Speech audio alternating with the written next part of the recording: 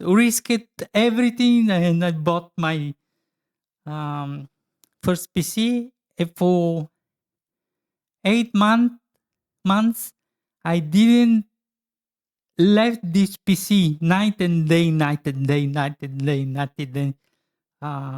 Formatting every day 3-4 times Windows 95 NT4 in beta.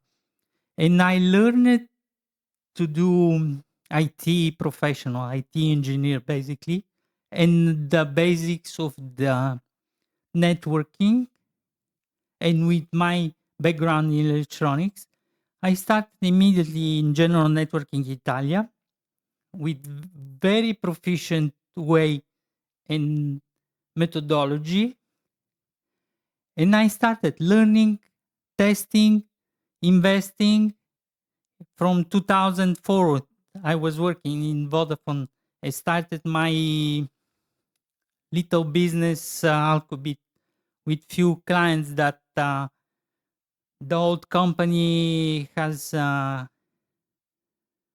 went bankrupt because invested very badly into land and games instead of networking.